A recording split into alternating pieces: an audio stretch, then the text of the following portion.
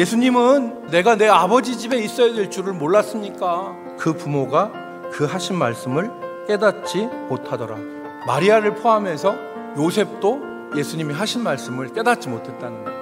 예수님이 태어나실 것을 천사를 통해 들었을 때 마리아는 이 아이가 보통 아이가 아니라 하나님의 아들이라는 것을 들었어요. 두 번째, 목자들이 이 아이에 대해서 마리아에게 얘기해 줬어요. 시므온이라고 하는 경건한 사람이 내 눈이 주의 구원을 보았사오니 이는 만민 앞에 예비하신 것이요 이방을 비추는 빛이요 주의 백성 이스라엘의 영광이니이다 하니, 마리아는 내가 오늘 아버지 집에 있어야 되는 줄 알지 못하셨습니까? 라고 하는 예수님의 말씀을 들었을 때 그 말씀을 이해했어야 됐어요. 근데 오늘 본문에 보니까 그 말을 깨닫지 못했더라 그랬어요.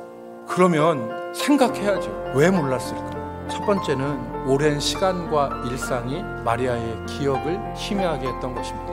천사의 이야기, 시몬의 이야기, 그리고 목자들의 이야기를 들은 때와 지금 아이를 잃어버렸을 때 사이에는 12년의 시간의 간격이 있습니다. 오랜 시간이 흘렀기 때문에 마리아는 예수님을 이스라엘의 영광이나 이방을 비추는 빛이나 다윗의 동네에 태어날 구주로 생각하지 못했던 것입니다. 신비한 경험으로 잉태하고 출산했지만 다른 아이들처럼 그렇게 예수님을 키웠을 거예요.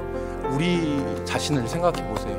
어떤 사람이요? 기도하다가 큰 은혜를 받았어요. 그런데 그 은혜를 받고 일상으로 돌아와 살다 보면 잊어버리게 되죠. 오랜 시간이라고 하는 먼지가 덮이고 일상이라고 하는 굴레에 들어가게 되어지면 이런 은혜들이 잊혀지게 되어 있어요.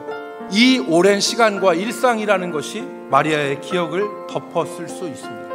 두 번째는요, 무감각이 우리가 하나님의 사람이라는 것을 잊게 만들어요. 12년 동안 예수님을 키우면서 마리아의 감각은 무뎌졌습니다.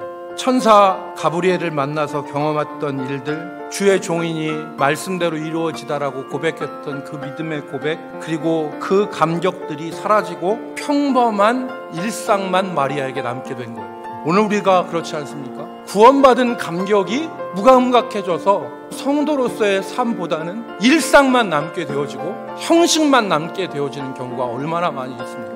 여러분, 구원의 감격이 새로워질 수 있기를 주의 이름으로 축복합니다.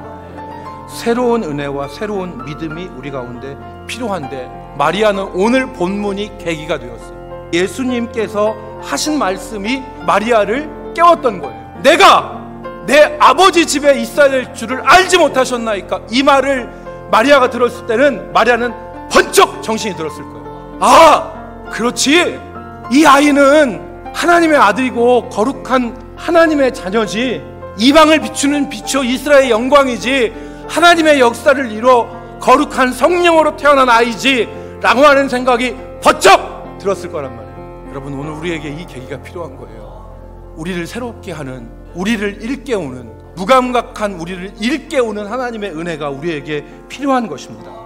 오늘 새 은혜, 또 새 믿음이 되어서 정말 우리의 마음 가운데 다시 하나님의 말씀이 들리고 다시 하나님의 말씀을 마음에 담는 역사가 있기를 주의 이름으로 축복합니다. 그래야 시험을 이기고 환난을 이길 수가 있는 것입니다. 이 은혜가 우리 대전 남북교회에 있기를 주의 이름으로 축복합니다.